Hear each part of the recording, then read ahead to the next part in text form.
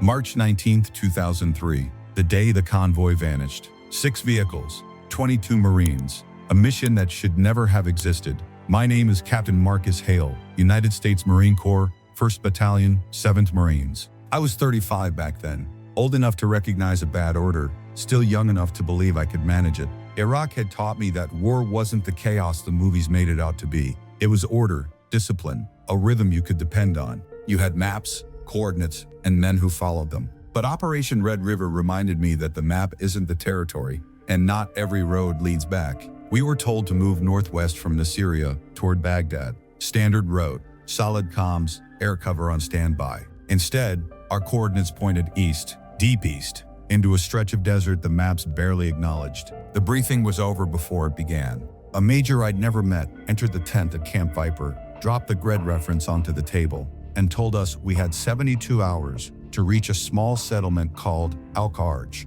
confirm our weapons cache, recover whatever intelligence was there, and return. No support, no reinforcements, and radio silence unless the world was burning. When I asked for details, he just said, "You'll understand when you get there." That should have been the moment I refused, but I didn't. Our convoy was light, 2 Humvees in front, mine and Sergeant Alex Release's, followed by a pair of 7-ton transports loaded with gear and comms, and 2 more Humvees in back, one with an M240 and the other with our medic, Corporal Nadia Hussein. Enough fuel for 4 days, enough ammo for 1 battle, enough water for a week if we were careful. Ruiz, my tech lead, was 28, wired like an overclocked machine. He could make a dead radio talk again with duct tape and wire, but he never stopped fidgeting. The man lived in the static between heartbeats. Private Liam Carter rode shotgun in my Humvee, fresh-faced, 22. Second deployment, still convinced courage could solve anything. He kept his weapons spotless, and his doubts buried. I liked him for that. Then there was Nadia, our medic, our interpreter, our conscience, 30, Detroit-born. But she knew the Middle East better than any of our maps. Fluent in 4 languages and fearless when she spoke up to command. She didn't hide her skepticism. "Something's off about this," she'd said as we loaded up. She was right. We rolled out at 0400, headlights off, NVGs down, engines low. The desert stretched endless, a gray sea under a bruised sky. For 6 hours we drove east. No traffic, no structures, not even wreckage. Just sand, rock, and ruins half swallowed by time. Around 1100, the flatlands gave way to low ridges in narrow wadis that sliced the landscape like open veins. Heat shimmered so hard the horizon looked fluid. Carter kept asking if we were close. I told him to drink his water and keep his eyes open. By 1400, the GPS stopped matching the map. The screen showed our convoy crawling across a blank expanse. No roads, no markers, nothing but a blinking dot in white space. Ruse rolled up beside me at a halt point, frustration written all over his face. "Sir, the uplinks, cutting out, compass won't hold north. I think the sun's playing tricks with the sensors." He didn't believe it himself. Nadia climbed a ridge, binocular steady. She stood there longer than felt right, scanning the horizon in silence. When she came back, her jaw was tight. "Something's wrong with this place." I asked, "Define wrong." She said, "No birds, no bugs, no prints, nothing alive for miles." I looked around and realized she was right. The silence wasn't peace, it was sterilization. Even the wind moved strange, circling rather than flowing. We pressed on. At 1630, the town appeared, not gradually, suddenly. One moment, only dunes. The next, a cluster of stone buildings rising from the haze like a mirage that refused to fade. Rectangular clay houses, a grid around a central square. No walls or defenses, just a town sitting alone in endless dust. I called for a halt. The convoy spread in a loose formation, 300 meters out. Through my binoculars, I saw nothing living. No movement, no smoke, no vehicles. Ruiz checked his satellite imagery. The feed showed only desert. No roads, no town, nothing. "That's impossible," he muttered, tapping the screen. But the buildings were there, solid, sunlit, shadows stretching across the ground. Nadia joined me. "This isn't Alcoves. How do you know?" I asked. "Because Alcoves is a city," she said. This is something else." I tried the radio. Static. Switched to emergency frequency. Dead. Satellite phone. No signal. We were cut off. I made the call. We'd recon the site, stay the night if necessary, and move at first light. If this wasn't our target, we backtrack. Simple orders for a place that didn't follow rules. We rolled in slow, guns up, eyes everywhere. The streets were too narrow for comfort, buildings pressing close on either side. Shadows pooled like ink. The temperature dropped as soon as our tires crossed the first intersection. 10 degrees gone in seconds. My breath didn't fog, but the chill sank straight to the bone. "Sir," Carter said, sipping his jacket. "It's freezing." He wasn't wrong. Ruiz parked in the central square, stepping out with his rifle slung. "This doesn't make any sense," he muttered. I stepped out beside him. The ground was packed hard like concrete. Doors hung crooked, windows gaped open. I peeked inside one building, bare, clean, untouched. No furniture, no dust, no life. Across the square, Carter called out, "Sir, you need to see this." He stood by what looked like an old market stall. The shelves still held supplies, canned goods, water bottles, newspapers turned yellow with age. I picked one up. The print was dated 1991, Desert Storm era. 12 years old, Nadia murmured beside me. "This place was abandoned during the Gulf War. Then why isn't it on any map?" She didn't answer. We set a perimeter. 2 Humvees north, 2 south. Guards doubled. Ruiz tried the radios again. Nothing. The night came all at once, the sun dropping like a trapdoor. We kept the generators low, the chatter lower. I took first watch with Carter. From inside the Humvee, the town looked closer than before, like the buildings had crept inward. Through NVGs, everything shimmered with static. Every few minutes, I thought I saw motion, something crossing between shadows. When I turned, there was only stillness. At 2200, Carter grabbed my arm. "Sir, you hear that?" I listened. A sound like wind sliding through tunnels, faint and hollow. But the air outside was dead calm. "Old buildings make noise," I said. I didn't believe it. Neither did he. By 2300, Ruiz called in footsteps near his position. I checked, nothing. The air felt thick, as if sound carried differently inside this town. Slower, warped. At midnight, Nadia whispered over comms that she'd seen a faint light flicker inside one of the buildings on the southern block. We swept the area. Empty. Then at 0100, it happened. Private First Class Danny Torres vanished. He'd been posted on the north perimeter with Lance Corporal Mike Shaw. Shaw said Torres heard something, stepped away for less than 30 seconds to check, and never came back. We searched the entire sector. Every room, every alley. Flashlights slicing through the dark. No sign of struggle, no tracks, no blood. Just his rifle leaning against a doorway, his helmet beside it. His boot prints led into a building. Stopped dead in the middle of an empty room. No windows, no back door. Gone. I pulled everyone back to the square. We formed a tight perimeter, rifles up, engines idling low. The cold had deepened. I could see my own breath now, mist curling in the glow of headlights. Ruiz's hands shook, not from fear, but from the temperature that kept dropping, like we'd driven into a freezer. Nadia stood near me, her expression unreadable. "We need to leave now," she said quietly. I didn't argue. "Mount up." We rolled out toward the northern exit, the same way we'd come in,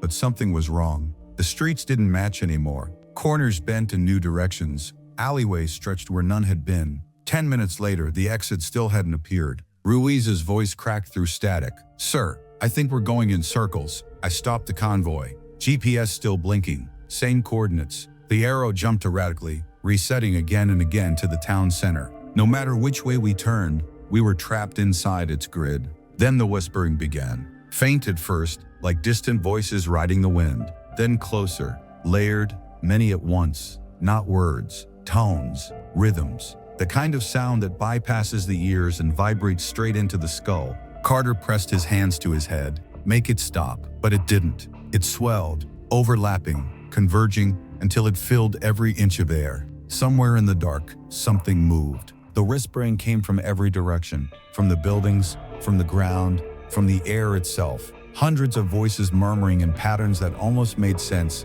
like language just beyond comprehension. Carter broke first. He ripped off his helmet, slammed his palms to his ears. "It's inside my head!" I grabbed his vest, forcing eye contact. "Focus, Marine. Eyes up, weapon ready." He nodded, shaking, and pulled himself together. But the terror had rooted in deep. Ruiz came through on comms again, voice steady but tight. "Sir, we need to move. Any direction, just move." He was right. Sitting still was worse than suicide. I ordered the convoy into single file. We rolled south toward what looked like the main avenue. The headlights carved weak tunnels through the dark, the air thick as oil. Buildings slid by like watching faces, windows reflecting our own beams back at us. Every few minutes, I checked the GPS again. It kept jumping, resetting to the same dead center. Nadia's voice came over the radio. "Captain, this isn't a malfunction. The streets are changing." I wanted to dismiss it, to cling to reason, but I'd been watching too. Landmarks weren't staying put. A collapsed roof that had been on the left was suddenly on the right. A wall we'd passed twice now faced the wrong direction. It wasn't that we were lost inside the town. The town was rearranging itself around us. At 0230, we found ourselves back in the same square we'd left, the same dried fountain, the same market stalls, the same place tourists had disappeared. I stepped out. Everyone followed, silent, exhausted, eyes scanning the shadows that never stopped breathing. Ruiz kicked a rock across the dirt. It rolled halfway, then stopped abruptly, as if it had hit an invisible barrier. "This isn't real," he said flatly. "Towns don't move. Streets don't change. What is this?" "It's real enough," Nadia said. She was touching one of the walls, her palm flat against clay. "These buildings are solid. The ground's solid. Whatever's happening, it exists." Shaw approached, rival low, voice steady but strained. "Sir, maybe we're looking for the wrong exit. Maybe the way out isn't through the streets." "What are you suggesting?" I asked. He glanced toward the silent buildings. Torres went into one of those rooms and vanished. No doors, no windows. Maybe the town's not above ground anymore. Maybe it's below. Insane. But at that point, sanity wasn't helping. I split the squad into 3 teams. Ruiz north, Shaw east, myself west. Each team would clear every structure systematically, report every 2 minutes, and return to the square if comms died or anyone went missing. We moved out. My team, Carter, Nadia, PFC Daniels, and Lance Corporal Rodriguez, took the western block. The first house was a single room, nothing inside but dust. The second, identical. The third had a stairwell leading down. "Basement," Carter said, his voice echoing. The stairwell gaped like a throat in the floor, descending into black so dense it looked physical. I keyed my radio. "Hail to all teams. We've got a stairway descending." "Investigating." Static answered, then Ruiz's garbled voice. "Copy. Found stairs, north side." Shaw's voice followed. "Same here, east." Then silence. I tried again. Nothing. Nadia moved beside me, whispering, "We should not split up further." She was right, but standing still wasn't an option either. Carter, Daniels, point. Rodriguez, rear, move. The stairs were tight, built for single file. The air changed halfway down. Colder, damp, metallic. The smell was wrong. Not death, not rot, just ancient. Like the breath of stone that haveth the first hand on the air was low. The golden man was both left. The cracked had been figured. Wow! The country was both left. 20 steps later, we reached a corridor. The walls weren't clay anymore. They were carved rock. Smooth, precise, stretching endlessly in both directions. I swept left, then right. No markings, no doors, just geometry and shadow. "Where the hell are we?" Carter whispered. I didn't answer. We moved left. The sound of our boots echoed far, distorting until it sounded like footsteps that weren't ours. 50 meters in, the beam of my flashlight caught something slumped against the wall. A body. American uniform. M16 across the lap. Skin gray and dry like parchment. I knelt, reading the name tape under my light. Marcus Daniels, 1st Infantry Division. The date on the tag froze my chest. KIA, 1971. 32 years dead, but he looked freshly placed, untouched by time. Nadia's whisper trembled. "Captain, how is that possible?" Rodriguez backed away, crossing himself. "We need to go, now." But Carter's light was shaking down the corridor. "Sir, they're on more." He was right. The further the beam reached, the more figures appeared. Rows of them, sitting against the stone, rifles across their knees, Vietnam fatigues, Korean war gear, even World War II patches. Dozens, maybe hundreds. And then, from the darkness ahead, a voice spoke in clear English. "Long enough." We spun toward the sound, rifles raised, beams trembling against the walls. At the far end of the tunnel, a figure stood silhouetted by a light that had no source.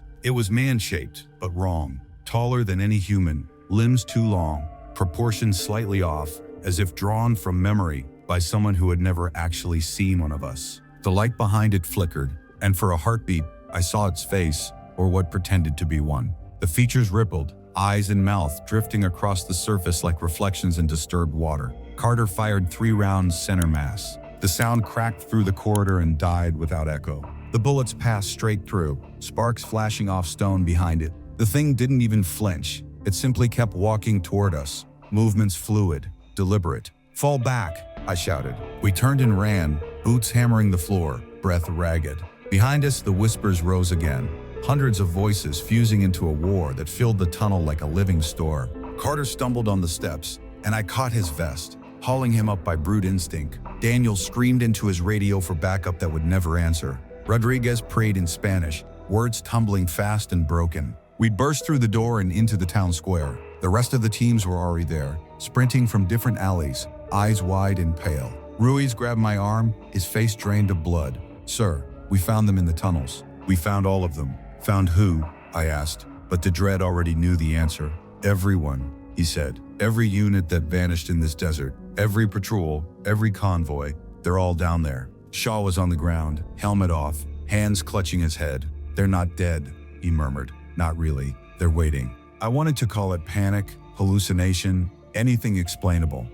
But I'd seen the corpses in those uniforms, decades apart and perfectly preserved. I'd seen what spoke to us from the dark. The whispering was louder now, seeping from beneath our boots, vibrating through the ground. The dirt trembled, a low pulse rising from below. Then the center of the square began to sink. Not collapse, not crumble, sink, as if the ground were an elevator descending into something beneath. The building stayed unmoved, while the packed earth dropped, revealing deeper layers of stone foundations, carved with markings that pulsed faintly under our headlights. "Back to the vehicles," I ordered. We ran. Engines roared, wheels tearing at the soil as I slammed the accelerator. The Humvee lunged forward. The streets ahead opened wide, no longer twisted, but clean, direct, leading downward, always downward. We weren't escaping, we were being drawn in. Behind us, the square continued to descend, swallowing itself and exposing the structure beneath. Massive blocks of stone fitted together, forming what looked like an ancient temple buried for millennia. "Sir," Ruiz called through static. "GPS is reading again." "Where are we?" I demanded. Silence, then his voice cracked. "It says we're 300 meters underground." I looked up. Above us, the sky still stretched black and star-filled, the moon hanging heavy, both impossible and visible. The world had folded in on itself. The convoy wound down the newly revealed roads, headlights piercing fog that had no source. Stone replaced clay. The architecture shifted into something older, walls covered in glyphs that seemed to move when you weren't looking directly at them. The air grew damp, heavy, almost breathing. The descent ended abruptly in a cavern so vast our lights couldn't find its ceiling. It was like driving into the nave of a buried cathedral. At the center rose a structure that stole the breath from my chest, a ziggurat of stone, tiered and perfect, each level carved with those same living patterns. At its summit glowed a dull green light that pulsed like a heartbeat. I stopped 50 meters from the base. The engines idled rough. None of us spoke. Then Carter pointed toward the walls. "Oh God." His voice cracked. The chamber wasn't empty. The walls were lined with alcoves, hundreds of them. And in each alcove sat a figure. Soldiers, some fully geared, some in rags, all perfectly upright, eyes open, staring into nothing. I climbed out, rifle up, boots crunching on dust that felt too soft, too warm. The air carried moisture like breath. Shaw joined me, his face gray beneath the glow. "Sir," he whispered, "they're not dead." "What?" He pointed to a nearby alcove. Inside sat a man in faded Vietnam fatigues. His chest rose and fell, slow, mechanical. I stepped closer, reading the name tape on his uniform. Morrison. The dog tags gleamed under my light. He blinked once, sluggish, eyes tracking me but without recognition. Alive, or something pretending. "Morrison," I said. No response. "Morrison." Still nothing. My hand moved toward his shoulder, but Shaw caught my wrist. "Don't," he hissed. Something in his tone froze me. He was right. Every instinct screamed that contact would mean joining them. Ruiz appeared beside us, laptop open, screen glowing faint green. "Sir, I'm picking up electromagnetic spikes, way beyond known limits. Whatever's generating that field on the pyramid, it's bending space." "Define bending," I said. "As in folding dimensions. That's why the GPS said we were underground and on the surface at the same time. This place overlaps itself. It's a trap." His voice trembled, and we walked straight in. The whispers returned, now articulate enough to scrape meaning. Impressions, not words. "Stay. Join. Serve. The sound pressed behind my eyes like fingers clawing at thought. Carter fell to his knees, hands clutching his skull. Make it stop.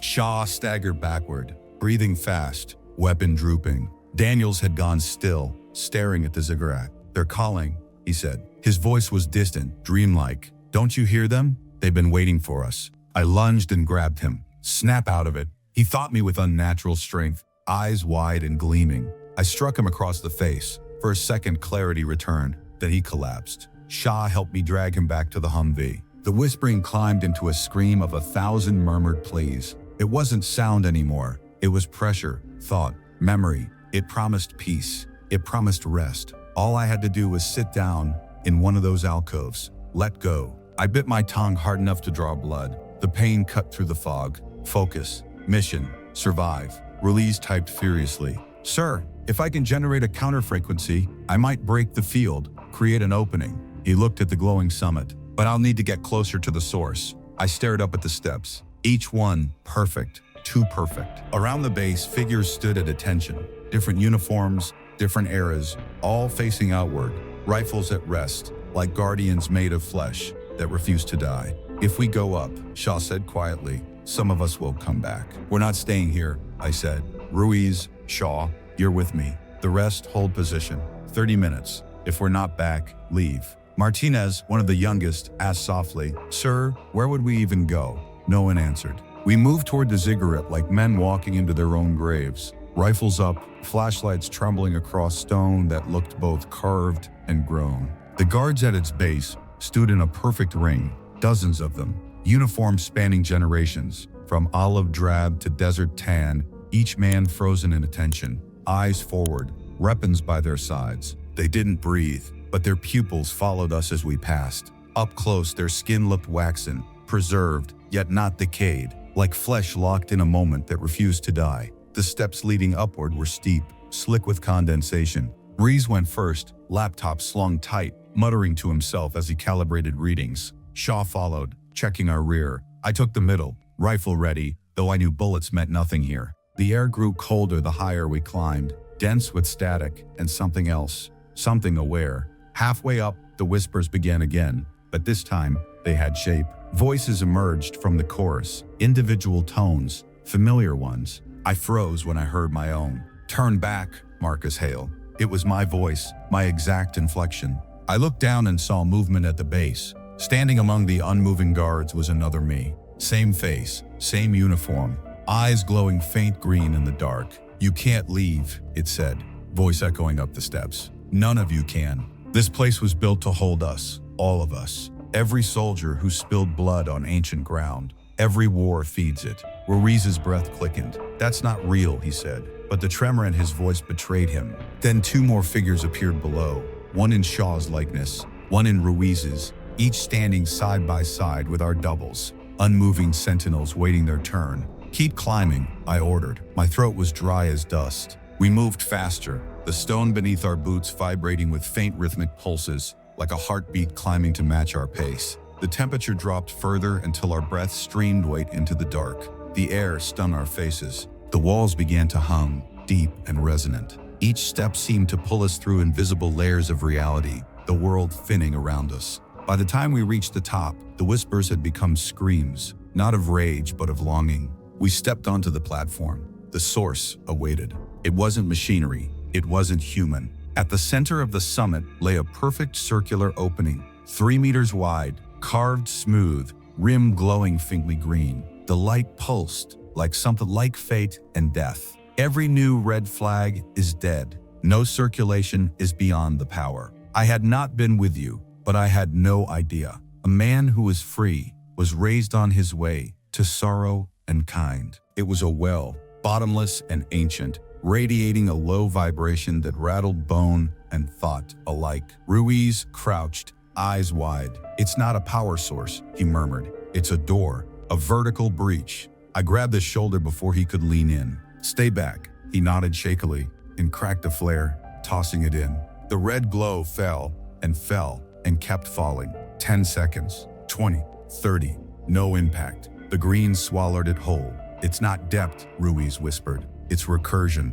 It loops through space. It's feeding on itself. He began typing furiously, setting up his laptop on the stone. If I can generate an inverse frequency, maybe I can disrupt the field, force it to collapse. Collapse how? Shaw asked. The whole chamber might go with it, Ruiz admitted, but it could break the overlap and push us back through. He hesitated. If it works, and if it doesn't? Shaw said. Ruiz looked up, face pale in the glow. Then we joined them. The whispering surged again, overlapping thoughts pressing against our skulls. Stay, join, wait. I felt something pulling at me, not my body, but my sense of self, a gravity that worked on memory and guilt. The promise it made was seductive. No more fear, no more war, just stillness. For one dangerous second, I wanted it. I wanted to sit, to rest, to stop fighting. I bit down on my tongue until the pain burned that thought away. Focus, mission, do it, I said. Make it work. Ruiz connected the laptop to the emitter array he'd jury-rigged from the Humvee comms. Cables snaked across the stone, trembling in the pulse. He started typing sequences, muttering under his breath as numbers scrolled. Shaw stood near the edge, watching the soldiers below. They're moving, he said. I looked down. He was right. The guards at the base of the ziggurat had come alive, turning in unison to face the stairs. They began climbing, slow but deliberate, rifles in hand. They're coming, Shaw said, chambering around. Hold your fire, I snapped. If this works, we won't need to fight. The sound of boots on stone echoed upward, a mechanical rhythm. Ruiz hit the final key. Now, the laptop emitted a high-pitched whine that drilled straight through my skull. The green glow flickered, stuttered, then dimmed. The whispering fractured into chaos, voices breaking apart into static. For a moment, the air seemed to tear. The light inside the well convulsed, flashing white-green, white, like a strobe. Then the edges began to crumble, not inward but outward, dissolving into particles that drifted upward instead of down. The glow spasmed, expanding and contracting violently. It's working, Ruiz shouted, barely audible over the roar. Move, I yelled. We turned and bolted down the steps as the entire ziggurat began to quake. The guards disintegrated to dust as we passed. The chamber walls cracked like dry bone, stones raining from above. The war deepened into a sound that felt older than the earth itself, a vibration that made the air shake. We reached the ground level as the ceiling began to collapse. Drive, I shouted. Engines roared, and we sped toward the spiral road, which now sloped upward like a living thing rejecting what it had swallowed. Buildings imploded behind us. The ground split open, swallowing its own foundation. The convoy climbed faster than physics should allow, propelled by something unseen. I looked back once and saw the ziggurat folding in on itself, collapsing into the well, the light shrinking into a single burning point before vanishing entirely. Then the chamber imploded with a thunderous silence. No explosion, no debris, just absence. A blink, and it was gone. We burst into daylight, not desert, asphalt, a highway. The convoy screeched to a halt, sunlight blinding after the dark. Signs lined the roadside, Arabic and English, route markers. Highway 1. Ruiz's voice came over the comms, trembling. Sir, GPS says we're 70 kilometers north of Nasiriyah. Shaw's hands shook on the wheel. Carter was crying softly beside me, muttering a prayer under his breath. I looked around. The desert stretched normal and empty, heat rippling like it always had. But we all knew better. We'd come out, but something down there hadn't ended, and 12 Marines hadn't come out at all. The first vehicle that passed us on Highway 1 was a civilian truck, its driver staring like we'd risen from the sand itself. Maybe we had. I sat behind the wheel of my Humvee, hands locked in a white-knuckle grip, too afraid to release it in case the world blinked away again. Carter sat slumped in the passenger seat, eyes closed, chest rising slow. Behind us, the rest of the convoy idled, exhaust haze drifting up into perfect blue morning. The light was wrong. We had entered that town just before dusk, and by my watch, barely 8 hours had passed. But it felt like weeks compressed into one long breath we hadn't yet exhaled. Ruiz's voice broke the silence over the comms, rough and tired. Sir, where do we go now? I didn't know. The mission had been 72 hours to Al-Kharj. We'd been gone less than a day, lost 12 Marines, and brought nothing back except a story no one would believe. We go home, I said. Camp Viper, standard formation, no stops. The engines rolled to life, the tires hummed against real asphalt, and for the first time in what felt like forever, I saw dust behave like dust again. But my eyes kept drifting to the rearview mirror, half expecting the horizon to shift, for clay buildings to rise again from the heat. They didn't. The highway remained steady, cutting north through a dead calm. We reached the base by 1100 hours. The gate guards waved us through like it was any other patrol, no questions asked. To them, we were just returning from a routine run. They had no idea that something still clung to us like static. I parked in the motor pool, stepped out, and nearly collapsed. My knees trembled, my stomach turned. I bent over and vomited into the dirt, shaking with exhaustion. Shaw appeared beside me with a canteen. "You good, sir?" he asked. I wasn't. None of us were, but I took the water and nodded anyway. "Get everyone to medical. Full workups. Debrief at 1400. He hesitated, eyes hollow. "What do we tell him?" I straightened, wiped my mouth, and met his gaze. "The truth," I said. "Every word." The medics ran their tests for 3 hours. Blood panels, CT scans, psychological evaluations. Nothing abnormal. Not even frostbite from the cold we'd felt in that impossible desert night. According to their instruments, we were fine, perfectly healthy. But the eyes that stared back at me from every reflection told a different story. The haunted silence of men who'd seen too far. They sent us back to our quarters to rest. Rest, like that was possible. When we gathered in the briefing room that afternoon, 10 Marines sat in metal chairs staring through the walls. A major I didn't recognize entered, notepad in hand, pen poised. He didn't salute, didn't even glance at our condition. "Captain Hale," he said, voice steady in a way that made me uneasy. "Your report states 12 Marines were lost during reconnaissance near Nasiriyah. Walk me through what happened." I did, every detail. The phantom town that didn't appear on maps, the tunnels filled with soldiers from wars long past, the ziggurat, the well, the collapse, the emergence onto the highway. I spoke until my throat burned. The major wrote silently, never interrupting. When I finished, he set his pen down. "Captain, you're saying your unit encountered a structure existing outside normal space, copulated by missing personnel from multiple conflicts, and powered by an entity you describe as transdimensional." "Yes, sir." "And this structure was destroyed?" Sergeant Ruiz disrupted the field. "Yes, sir." He turned to Ruiz. "Do you have the data from that frequency? Readings? Proof?" Ruiz's eyes stayed on the table. "Laptop's gone, lost in the collapse." The major nodded once. "So no evidence, no bodies, no recordings, nothing verifiable?" "No, sir." He closed his notepad carefully, as if sealing the story away with it. "Captain, what you've described violates every known law of physics. It's impossible, and more importantly, unprovable. Do you understand?" I did. It meant they would bury it. The missing Marines would become KIAs in a fictional ambush. Operation Red River would vanish under layers of classification and silence. But what unsettled me most wasn't his words, it was his eyes. He believed us. I saw it, the flicker of recognition, the way he avoided looking directly at me when I mentioned the soldiers sitting in the alcoves. "There have been others," I said quietly. "Other disappearances. We found men from Vietnam, Korea, even World War II. How do you explain that?" He stood, smoothing his uniform. "I don't," he said, "and neither will you."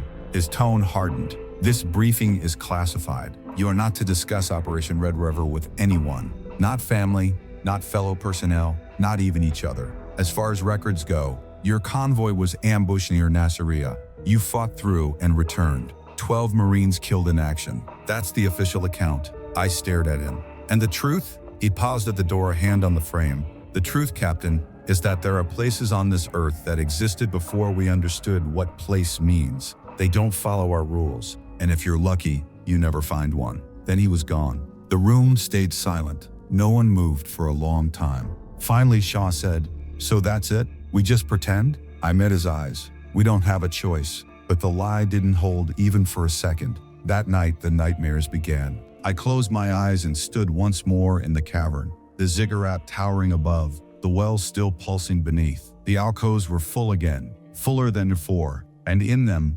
familiar faces: Torres, Rodriguez, Nadia, each sitting perfectly upright, eyes open, breathing slow and mechanical. In the dream, I tried to call to them, but the whispers came, driving me toward an empty alcove waiting for me.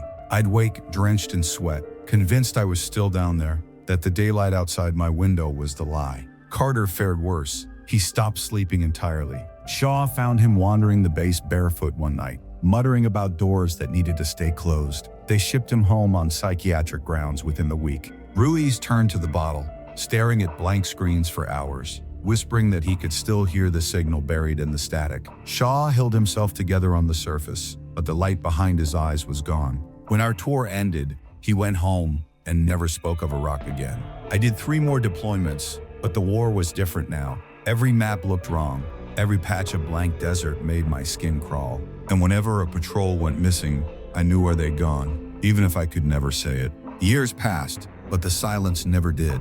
After retirement, the reports kept finding me. Stories that sounded too familiar. A patrol gone missing near old coordinates. A recon drone losing signal over a blank patch of desert. Each time, the files came through unofficial channels, and each time, the pattern was the same. The government buried them, just like they buried us. I started recognizing the signs. Coordinates scrubbed from maps. Radio silence written off as equipment failure. Units reassigned overnight. There were other names for operations that fit the same mold. Different deserts, different years, same outcome. I began to realize the truth I hadn't wanted to see.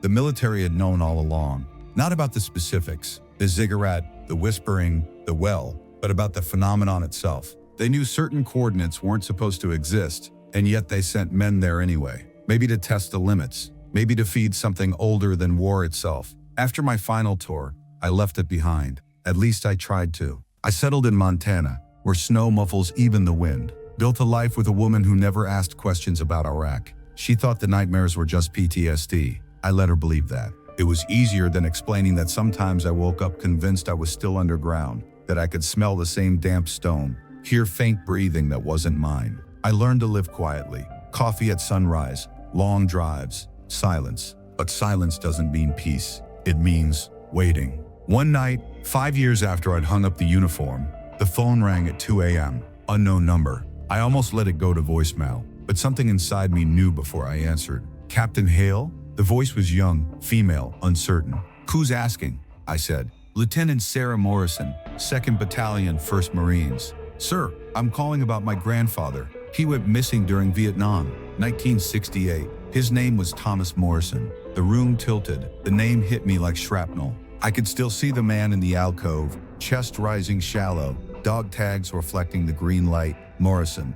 I can't help you, Lieutenant, I said, my throat tightening. Please, she continued, voice trembling but firm. I found classified references to Operation Red River. Your name's all over them. My grandfather was there. I know you saw him. I wanted to hang up, to cut the cord, before her voice reached wherever that place was. But she wasn't wrong. Yes, I said finally, my voice barely audible. I saw him. A pause. Is he still alive? She asked. How do you answer that? Alive, yes, but not living. Breathing, but waiting. Preserved by something that defied understanding. No, I lied. He's gone. Let him rest. The silence stretched between us, heavy as the desert. Sir, she said quietly, there's another patrol missing. Same region, same coordinates. They went dark 2 days ago. My heart stopped. What coordinates? She read them out. I didn't need to write them down. I'd carried those numbers in my head for over a decade, etched like scars. Listen to me, I said. Tell your CO to abort. Pull everyone out. Burn those coordinates. Nobody goes there again. Sir, I don't have that authority. I'm just trying to find out what happened to my grandfather. My hands were shaking. Then find someone who does, I said. Because if they go in, they won't come back. And if they find the well, I couldn't finish. The line went quiet except for her breathing. Sir, she whispered. Is it still there? I closed my eyes. I could see it like it was right beneath my feet, the chamber, the ziggurat. The faint pulse in the dark that never stopped. Collapsed maybe. Buried, definitely, but not gone. Places like that don't die, they wait. Yes, I said, it's still there. I ended the call and sat in silence for a long time, listening. The house around me felt smaller, the air heavier. Outside, the Montana night was still and cold. The stars bright enough to burn. Somewhere half a world away, under a desert that shouldn't have existed, something stirred at the sound of its name. That night, I didn't sleep. At 4 a.m., I went outside barefoot, stood in the frost, and looked up at the stars. The air was clean, sharp, but I could feel the pulse again. Not beneath the ground, but beneath thought itself. It comes in waves, faint but steady, a frequency you can feel in your bones if you've ever been inside that place. The military called it dimensional interference.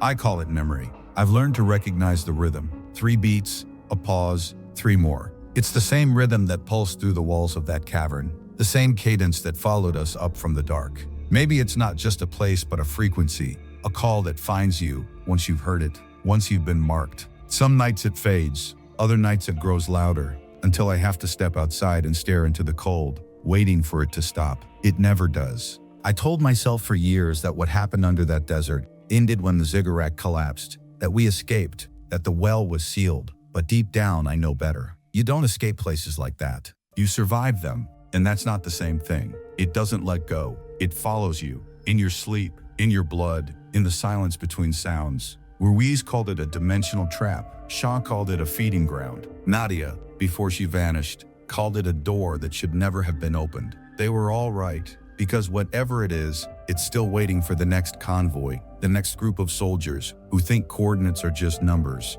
They'll learn the same lesson we did. Some maps lie for a reason.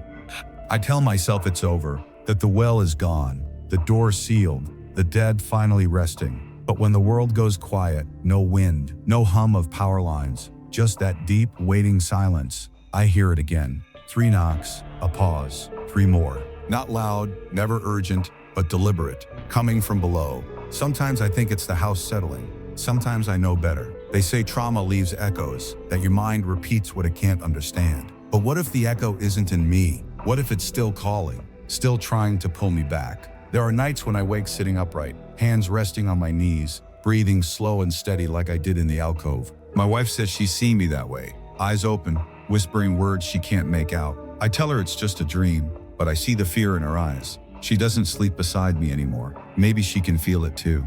Maybe the desert follows more than just the men who walked its sand. Maybe it seeps into everything we touch. I moved to Montana to escape the heat, the dust, the memory of that place. But winter isn't safer. Snow hides everything until it melts. And sometimes when the drifts shift outside my window, I swear I see shapes. Rows of figures half buried, sitting upright, watching. I'm 54 now, retired, medals in a drawer, uniform gathering dust in the attic. The world calls it peace. I call it waiting. The military still hasn't acknowledged Operation Red River. The families of the missing still believe their sons died in an ambush that never happened. 12 names etched in stone for a lie meant to keep the truth from spreading. I've stopped trying to forget. You can't forget something that keeps remembering you. When I close my eyes, I see the cavern, unchanged, untouched by collapse or time. The ziggurat still stands, lit by that cold green pulse. The alcoves are fuller now, men from newer wars sitting beside the old.